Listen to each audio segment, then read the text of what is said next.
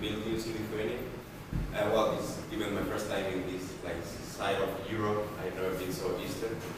I'm here with my colleague Gemma to spend a few days with Civita, and they asked us to talk a little bit about the IoT landscape and startups in general in Spain. So, and it's good that I have seen the presentation of Daniel, since I have seen some points that we can add and we can also reinforce. So I'm going to talk a little bit about IoT landscape in general, adding just a few points about what Daniel have said. Then I'm going to point out some few startups that are playing that are in Spain that have been quite successful. One of them very, very successful. Indeed, they are not anymore in Spain, they are now in Tetuan Valley. I think that happens a lot, also here. And the last thing, few main actors from our ecosystem, so corporates, accelerators, and so on. And at the end, a little bit more about what we are doing in Tetuan Valley. So let's start with a few numbers that Daniel's more or less cover all of them. The good thing about this chart and also the technology that we can develop with IoT is that specifically in Spain, we are very powerful at some of the use cases that IoT can be applied to. So things like agriculture, Spain is I think, if not the first one, the second more export country in the world regarding fruits and vegetables. Also in security, retail, we have huge companies selling clothes worldwide. Citizen service, smart cities, we have several organizations and one nationwide that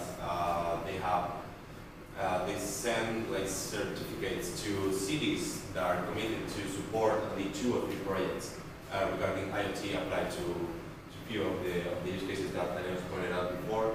And also in health, Granada is one of the most important cities in Spain in biotech companies. So one of the things that some people sometimes forget about the IoT is about the security. So that's why we want to point that out, the main important thing of cybersecurity when we are talking about this technology. And also that tips when you are designing your startup that you want to do with IoT is strengthen the security of your startup and then to have a very good analytical tools.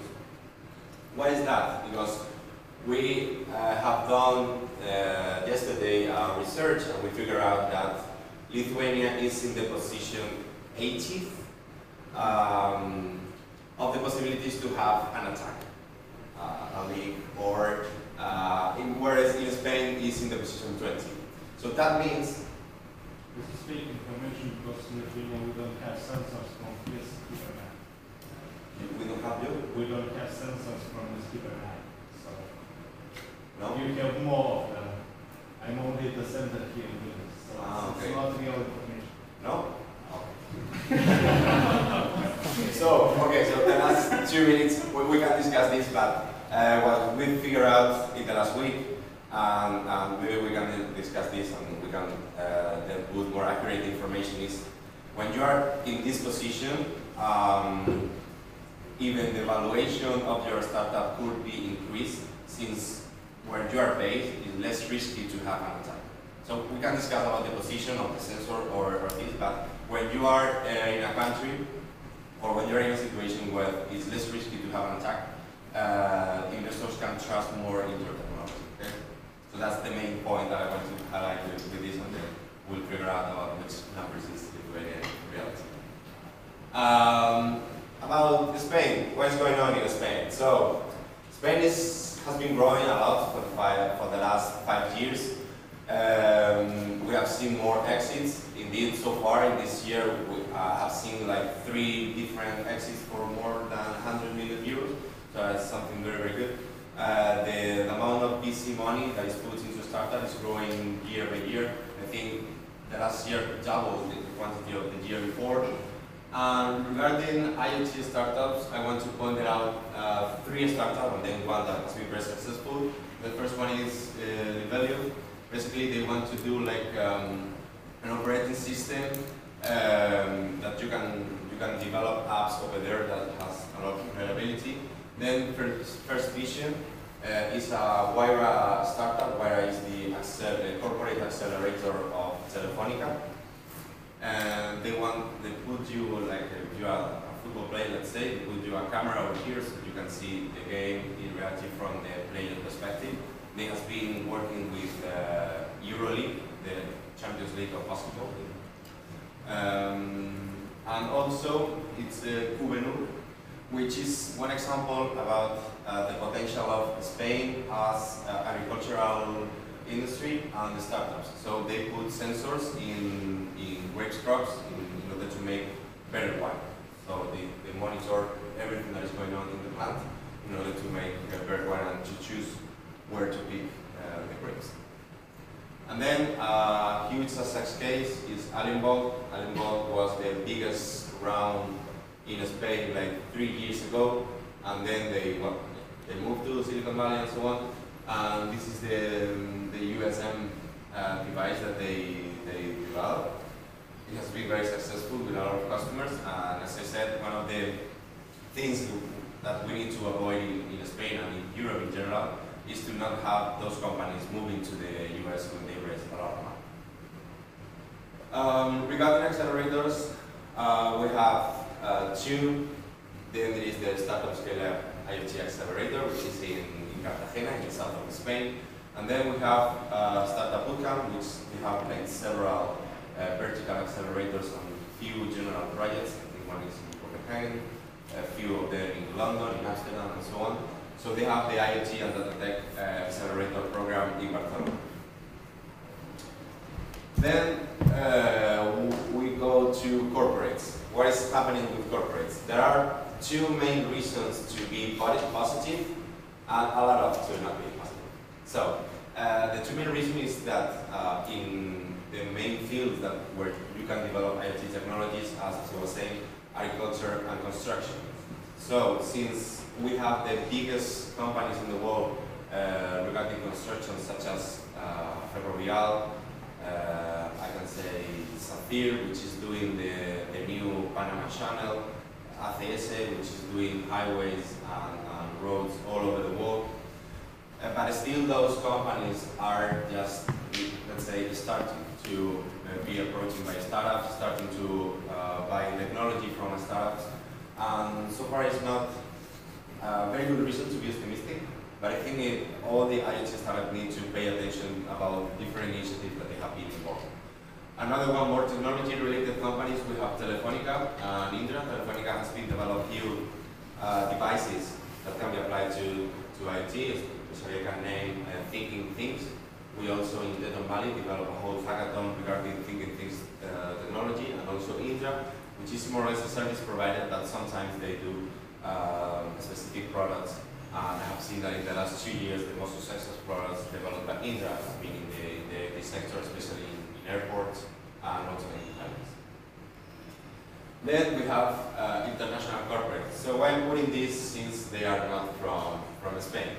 Still, Spain is maybe the third or fourth largest market in some of these companies. Carrefour, I think, is the second one. IKEA would be the third or fourth, and Unibail, which they develop malls, shopping centers, is the second one.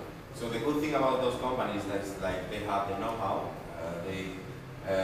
They would really want to work with the startups. They are doing that in some countries, and they are approaching the startups in Spain to develop their own programs, their own pilot programs in Spain. So from my perspective, it's like the best way to have your technology validated. As Daniel said, your first investor and perhaps your first customer is going to be a corporate.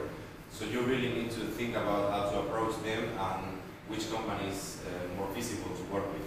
So in my experience, I'm working more with these kind of companies rather than these ones, since they are more agile and they are more willing to work with you, even though they are not based in Spain.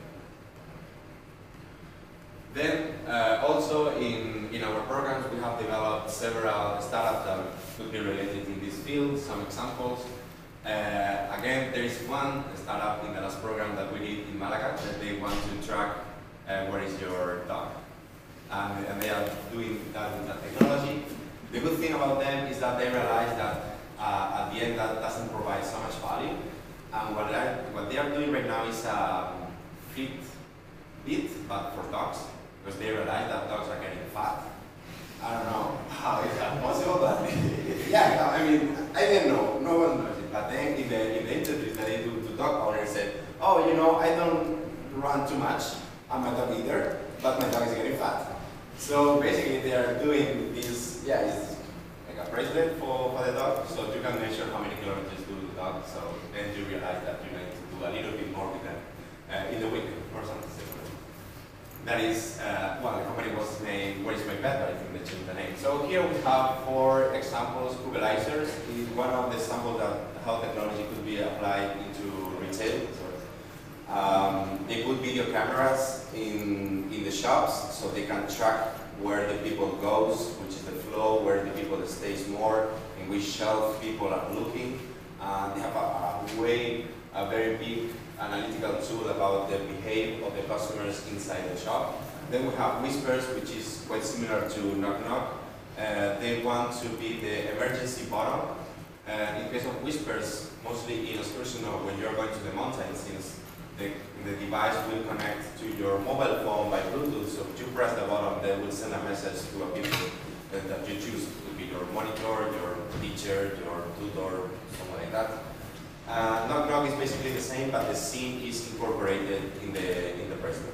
So it has connected with, it's from device to device, it's just send a signal. That's why he was pointed out like low energy consumption devices. So this is one of them.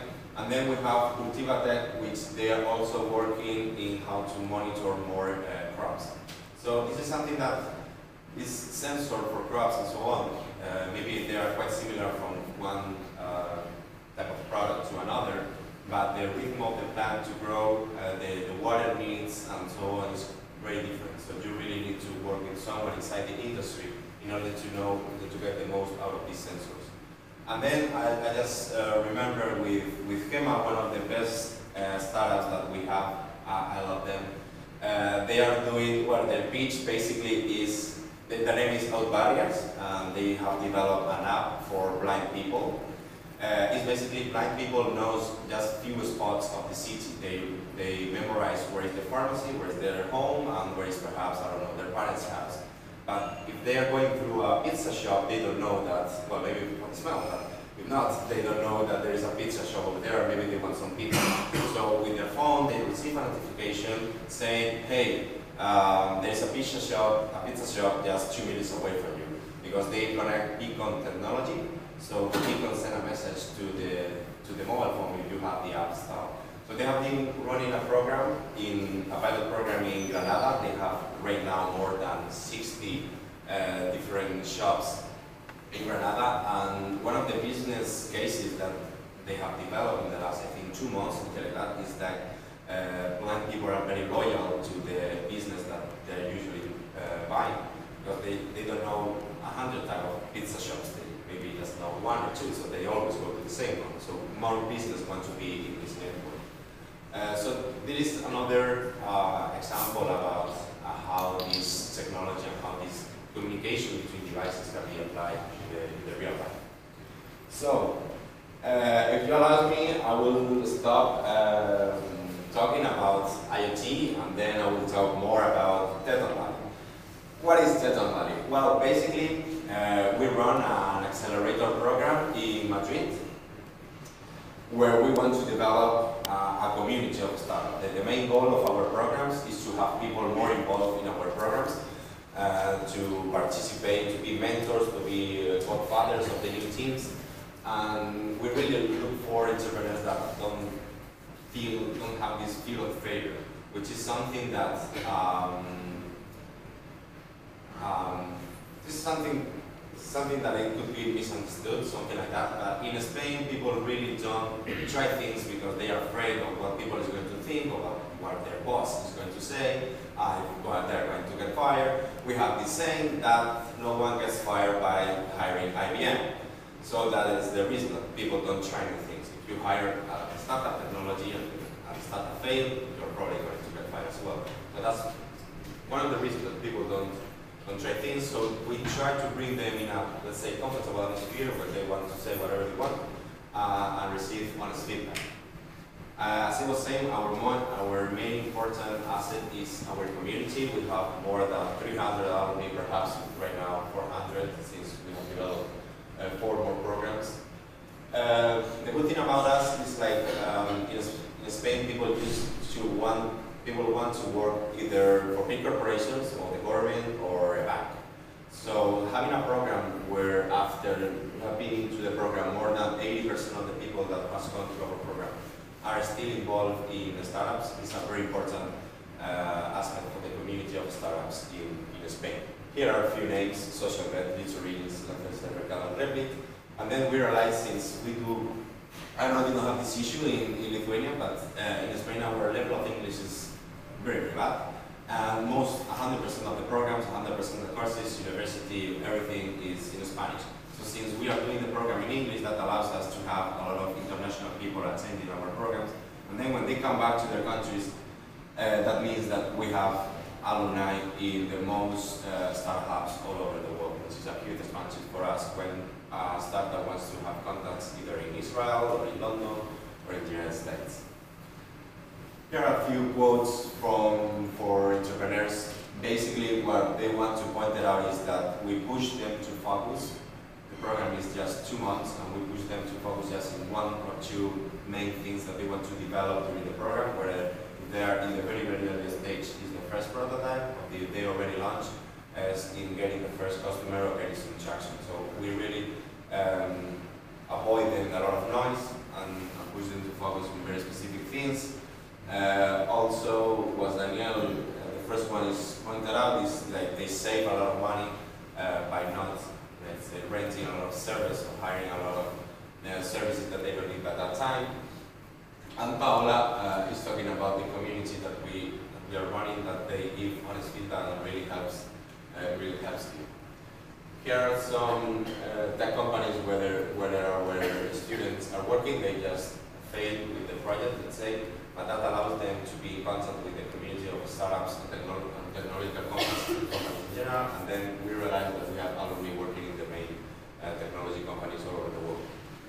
And since we are involved in several European projects, we also, the team has the possibility to join some of these programs, and they have fast track in their interview process. And some of them have been already gone to Lisbon Challenge, ISFAR, and also TechSplash, which is not here, but it's also perhaps the second biggest accelerator program in the world. Our main program, our accelerator program, is called Startup School. As I was saying, it is a 2 months program. We invite the teams to the sessions, one session per week. And along this session is like, we start with customer validation, lean startup, how to present effective presentation and storytelling, then more general things regarding marketing, finance, product market fit, legal, and the last session is investment. So the main point, as I was saying, is that we want to be your stop for the first year of your startup.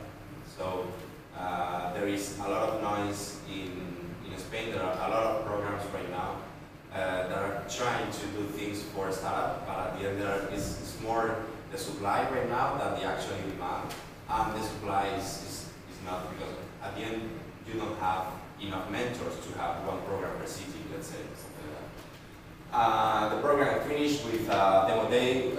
The main difference with other demo days is like we don't want to invite investors.